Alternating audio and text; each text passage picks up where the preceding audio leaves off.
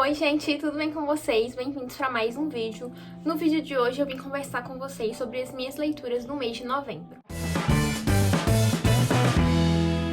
No mês de novembro eu não li tantos livros assim, foram 4 no total. 2 e-books e 2 livros físicos. Um deles era um livro que eu já tô lendo desde setembro, que eu consegui finalizar finalmente no mês de novembro. Então eu vou começar conversando com vocês sobre os e-books, tá? Eu li, primeiramente, Carrie, a Estranha, do Stephen King. Meu amor, amo demais esse escritor, né, gente? Vocês sabem que eu não paro de falar de Stephen King. Todo vídeo meu tem o nome desse cara. Mas enfim, eu resolvi ler Carrie porque eu estou tentando ler os livros em ordem cronológica, né, na ordem de publicação. Só que tá sendo um pouco difícil porque o próximo que eu tenho que ler, ele tá muito caro, que é Sombras da Noite, né, que eu li Fúria, e depois de Fúria vem Sombras da Noite. Mas Fúria eu li agora em dezembro, então ele não vai entrar nesse vídeo. Mas enfim, eu estou falando demais. Pra quem não sabe, em Carrie a gente vai acompanhar a história dessa garota, que ela sempre sofreu muito bullying na escola, ela sempre era o alvo das piadas, das brincadeiras maldosas dos colegas, e além disso, ela tem uma mãe extremamente abusiva e super controladora, e é extremamente religiosa. Só pra vocês terem noção, as coisas vão começar a desandar, né? A história vai se iniciar quando os poderes da Carrie, eles começam a se manifestar a partir do dia em que ela menstrua, né? Então tem até, pra quem viu o filme, né, lembra até da cena das meninas lá jogando absorvente nela, porque a Carrie não tinha nenhuma noção do que era aquilo, porque a mãe dela nunca conversou sobre isso com ela, justamente por conta da sua religião, porque ela era tão fanática que todas essas coisas, o corpo da mulher em si, a mãe dela considerava pecado. Então a Carrie ficou no escuro sobre tudo isso. Então a Carrie, ela é uma garota que tem poderes telecinéticos, ela consegue mover objetos de todos os tamanhos com o poder da sua mente. E esse poder dela, ele esteve adormecido e ele vai ressurgir a partir desse acontecimento, né? Algumas pessoas acreditam que o surto que a Carrie teve no final do livro, né, foi devido aos acontecimentos do baile, mas eu acho que não, eu acho que foi um acúmulo de coisas, né, porque como eu disse, ela sempre foi alvo dessas brincadeiras e também tem essa mãe super abusiva, então eu acho que os acontecimentos do baile foram a gota d'água, assim, pra ela, né, então aconteceu aquilo que aconteceu. Eu cheguei a assistir a adaptação mais recente, né, que é com a Chloe, eu acho que é esse o nome da atriz, eu vou colocar a foto aqui pra vocês. E, assim, o final é bem diferente. Eu lembro que eu assisti o filme antes de ler o livro e o final é completamente diferente, sabe? O nível de destruição que a Carrie causou no livro é muito maior do que o que foi mostrado naquele filme. Mas eu gostei da escolha da atriz, da mãe dela. Eu achei aquela atriz sensacional. Ela passa muito mesmo aquela cara de mãe malvada. Mas enfim, segundo e-book que eu li no mês de novembro foi O Apanhador no Campo de Centeio, que foi a leitura conjunta do mês do Clube Gilmore. E, gente, esse livro é muito maravilhoso. Eu estou apaixonada, se tornou um dos meus favoritos do ano. Pra quem não conhece a história, a gente vai acompanhar aqui em alguns dias o período de... É um período bem curto de tempo, sabe? Eu acho que são 2 ou 3 dias que essa história se passa. A gente vai acompanhar o Holden, que eu não sei se estou pronunciando certo, que é um adolescente que acabou de ser expulso da escola. E ele tá passando por um período onde que ele tá meio perdido, que ele não sabe pra onde que ele vai, não sabe o que ele quer, porque também não é a primeira escola que ele é expulso, né? Ele já tem um histórico de expulsões em escolas e não é nem por uma criação que eu falo, tipo, fazer bagunça na escola, sabe? Ele só não quer estudar. Igual nessa última escola, ele reprovou em todas as matérias, de menos inglês, que aparentemente é a matéria que ele gosta. Então, em todas as outras ele reprovou. E o livro, assim, ele é bem triste em algumas partes, porque a gente vê e percebe o quanto que o Holden tá perdido, o quanto que ele tá deprimido. Coisas simples. Ele fica deprimido, sabe? Ele ainda fala, nossa, isso me deixou deprimido demais. E ele também conta um pouco sobre o irmão dele que morreu, e a gente vê o quanto ele sente falta desse irmão. E o tanto que ele se sente sozinho, porque do nada ele fica a história toda querendo ligar pra alguém e querendo conversar com alguém. Ele fala que quer ir lá conversar com a irmã, mas ao mesmo tempo ele não quer porque os pais deles ainda não sabem que ele foi expulso. Então ele tá aí vagando pela cidade de Nova York sem poder ir pra casa no tal momento, sem ter pra onde ir, sem ter pra quem recorrer. Então assim, é um livro muito assim, não diria fofo, mas ele é triste, mas ele é bonito, sabe? E eu lembro que eu fiquei assim, encucada com o título, que eu fiquei assim, gente, mas o que tem a ver o Campo de Centeio com a história? E quando faz sentido, é muito legal. Então agora vamos aos livros físicos, né? O primeiro deles que eu concluí foi Lucila, do José de Alencar, porque pra quem não viu meu vídeo de livros clássicos para ler até o final do ano, esse é um dos livros que estão naquela lista. Eu vou deixar aqui no card, eu não sei que lado que é, mas vai estar aqui em cima pra vocês assistirem. E esse livro aqui, ele é baseado na história da Dama das Camélias, do Alexandre Dumas Filho, né? Não do Alexandre Dumas mesmo, dos Três Mosqueteiros, é do filho dele. E A Dama das Camélias é um dos meus livros favoritos, gente. Aquele livro é perfeito, ele é lindo, ele é amor, é coração quentinho. E eu fiquei sabendo que a Lucila era inspirada nessa história e eu fiquei curiosa pra ler. Mas eu não gostei tanto de Lucila como eu gostei da Dama das Camélias, né? A Dama das Camélias é até citado aqui em algum momento, né? A Lúcia, ela até fala que ela não gosta do livro e ela meio que vai destruir o livro. Mas assim, a sensação de coração quentinho a gente também tem aqui, nessa história de amor entre a Lúcia e o... Gente, eu esqueci o nome dele agora. Do cara. Esqueci o nome dele. Mas enfim, a história, a premissa é a mesma. A Lúcia é uma cortesã. E esse cara, o Paulo, lembra o nome dele? O Paulo vai se encontrar com ela na cidade do Rio de Janeiro e ele vai acabar se apaixonando por ela. Só que é um amor meio que proibido, né? Porque, como eu disse, ela é uma cortesã e as pessoas não vão ver isso com bons olhos. Vários dos amigos, várias pessoas que não são amigos vão ficar falando várias coisas pro Paulo, que ele tá entrando numa cilada, que ele não devia fazer isso, que a Lúcia vai se cansar dele, que ela é muito supérflua, que ela é avarenta, que ela é isso, que ela é aquilo, várias coisas. Mas o Paulo vai olhar pra isso tudo e vai falar, olha, eu não tô nem aí, dá licença, não estou nem aí. Mas eu confesso que eu achei o Paulo um pouco chato, tá? Porque ele sabe que a Lúcia é cortesã, ele sabe que ela tem essa vida e, tipo, ele não pode chegar lá do nada e falar, olha só, querida, pode parar, tá bom?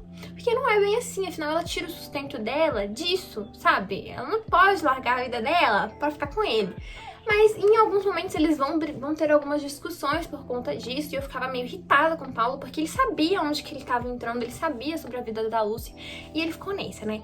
No A Dama das Camélias também tem um pouco parecido, mas a Marguerite, ela já deixa muito claro desde o começo como que vai ser a relação dela com o Armand, não sei como é que fala o nome dele. E aqui, sabe, eles... não sei, eu achei um pouco confusa a história aqui em alguns momentos, por isso que eu não cheguei a gostar tanto como eu gostei de A Dama das Camélias. Mas também é um livro, assim, muito fofo, o final é bem fofinho, a relação da Lúcia com o Paulo e a revelação sobre a vida dela, por que ela entrou nessa vida de cortesã e tudo mais. Ela deixa isso muito claro aqui, contando pro Paulo. A última leitura de novembro foi um livro que eu tava lendo desde setembro. Eu comecei a ler esse livro em setembro, que é a biografia do Charles Manson. Mas assim, gente, não dá pra ler isso aqui rápido. Primeiro porque ele é gigante, tipo, tem 500 páginas e é uma história que realmente aconteceu. Então, assim, em alguns momentos tinha algumas coisas que eram tão absurdas que eu ficava, assim, chocada. Eu ficava assim, gente do céu, como assim? Pra quem não conhece, o Charles Manson, ele foi o líder de uma seita, né? Hoje em dia a gente chama a família Manson de seita, né? Eles se chamavam de família Manson, né? E eles eram meio que uns hips, meio doidões aí. Mas é o seguinte, o que aconteceu aqui? O Charlie, ele era líder dessa seita e em um período, assim, muito curto, acredito que menos de uma semana, agora eu não vou lembrar com exatidão, ele mandou os membros da família matarem um total de 7 pessoas. 9 ou 7 pessoas? Acho que foram 7 agora. Agora eu não vou lembrar. Mas entre elas estavam a atriz Sharon Tate, que pra quem não sabe, né, ela foi casada com o diretor Polanski, né, aquele do bebê de Rosemary, e ela estava grávida na época, e foi um assassinato muito brutal. E isso tudo no intuito de gerar uma guerra racial, porque pra quem, assim, tá meio que por fora, o Charlie pegou e fez uma interpretação muito doida, muito viajada da Bíblia com o álbum branco dos Beatles. Ele acreditava que tinha uma mensagem ali no álbum e ele juntou com a Bíblia e falou que ele era o Jesus reencarnado e que ele e a família iriam sobreviver a um Helter Skelter, que eu também não sei se estou pronunciando certo, que basicamente seria uma guerra racial, onde que os negros iriam se voltar contra os brancos. Enfim, o Charlie, todo um discurso muito racista dele, ele pregava que todos eram iguais, isso para a família, ele pregava que todo mundo era igual, e que ele era amor, isso e aquilo, mas era um discurso muito racista, muito xenofóbico, muito machista, muito, sabe, tudo isso. Tudo isso. Tanto assim, na maneira como que as mulheres da família eram tratadas, elas comiam resto do que os homens comiam, elas que tinham que ir atrás de lixo pra comer, e tinham que fazer tudo que esse cara mandava, e eu ficava o tempo todo me perguntando o quão fragilizadas e o quão perturbadas essas garotas estavam pra aceitar isso. E essas meninas, elas tinham uma coisa em comum, que elas tinham problema com os pais. Então o Charlie utilizava isso, e eu fico pensando assim, o quão perturbadas essas garotas estavam, sabe, pra aceitar esse tipo de coisa, porque elas não viviam bem, sabe, elas saíam da casa dos pais, da moradia, qualquer coisa que elas estavam vivendo, pra viver, tipo, no meio do mato, sem estabilidade nenhuma, comendo lixo, vivendo, sendo mandada pra esse cara idiota, que eu fiquei com raiva dele, porque ele é ridículo, ele é babaca, né, e também, assim, tudo que ele fez, gente, nossa, não tem como você não ficar com raiva. E a primeira coisa, assim, pra quem tá pensando nesse livro, ou qualquer outro livro de true crime, eu sempre deixo avisado que vai ter detalhes, tá? Principalmente aqui, na hora que eles vai contar sobre a morte da Sharon Tate e do casal da Bianca, que foram as pessoas que eles mataram, a Sharon e alguns amigos que estavam na casa com ela, o Jeff Guinn descreve exatamente tudo, como que os corpos foram achados, como que a família fez, quais os passos que eles tiveram. Então, assim, isso aqui não é pra quem é sensível. Nenhum livro de true crime é pra quem é sensível, e eu também não recomendo para menores de 18 anos, tá? Porque são coisas que realmente aconteceram. Mas enfim, né, e como é uma biografia, aqui o Jeff vai contar pra gente desde o nascimento do Charlie, né, um pouco antes ainda dele nascer, que ele vai começar contando sobre a mãe do Charlie e a avó do Charlie. A avó sempre foi uma fanática religiosa, e como que isso afetou a mãe do Charlie, né, a Nancy, Nancy, confundindo os nomes agora. E como que se levou, como que foi o nascimento do Charlie, sobre o pai dele, sobre os casamentos que a mãe dele teve, como que isso afetou ele. Mas assim, o Charlie, ele sempre foi uma... Desde quando o Jeff Guinn começa a falar do Charlie, já tava odiando ele, porque ele é uma criança mimada, que quer tudo. E a gente vê aqui no decorrer disso que tudo que ele faz é sempre pra benefício próprio, pra sempre reafirmar o seu poder em cima da família. Então, ele faz as coisas, tanto que quando ele manda matar, ele sai, ele não bota as mãos, ele mesmo não comete o ato, porque ele sabe que vai dar ruim pra ele, então ele manda outras pessoas fazer, e ele ainda faz de uma maneira que fica difícil pra ele ser acusado de alguma coisa, mas amém, Senhor, que ele foi. Né? Chega no final, nossa, os três últimos capítulos, os três ou quatro últimos capítulos, né, a partir de quando conta os assassinatos, eu ficava agoniada, porque eu falei assim, gente do céu, não é possível que essa polícia não vai prender ele, porque pra gente que tá lendo, fica muito óbvio a relação do caso da Sharon Tate com o da Bianca, o modus operandi ali tá muito igual, mas a polícia se recusa a princípio a ver uma semelhança, porque assim, não foram as mesmas pessoas, tá? Além desses dois assassinatos, eles também assassinaram um cara antes, e o modus operandi foi o mesmo. Eles mataram uma pessoa assim de uma certa forma, que eu não vou descrever pra vocês aqui, obviamente, e eles deixavam palavras escritas como porcos, também chegaram a escrever Helter Skelter com o sangue dessas pessoas, tentando simular, tentando fazer com que a polícia pense que foram os Panteras Negras. Olha pra você ver a ideia, a mentalidade da pessoa. Então, assim, eu ficava muito agoniada, eu ficava assim, gente do céu, esse policial aí tudo é burro. Tá na cara, olha só, eles fizeram a mesma coisa. Nos 3 casos, nas 3 cenas de crime, era a mesma coisa, com uma diferença mínima. E eles estão lá assim, não tem semelhança, só por causa que a Sharon Tate era famosa e rica e os LaBianca não eram ricos, então eles ficaram assim, não tem relação. Só que o modus operandi era o mesmo e eu ficava muito agoniada. E a pior parte é quando vai chegando pro final, que vai relatando sobre a questão do julgamento, como que foi o processo de reunir provas para poder acusar o Charlie, né? Porque, como eu disse, ele mesmo não cometeu assassinatos. Ele não matou essas pessoas, mas foi o mandado dele. Então foi muito difícil para os promotores juntarem provas, juntarem tudo ali de que aquelas pessoas estavam sendo manipuladas pelo Charlie para fazerem aquilo. Ai, gente, mas enfim. Eu tô falando demais sobre esse livro, mas esse livro, ele é muito bom, sabe? Ele é muito bem escrito. O Jeff Guinn, ele escreve de uma maneira que às vezes eu tinha que ficar me lembrando que isso daqui era real, porque ele escreve de uma forma que parece ficção. A narrativa dele, a maneira que ela corre, sabe? É muito boa.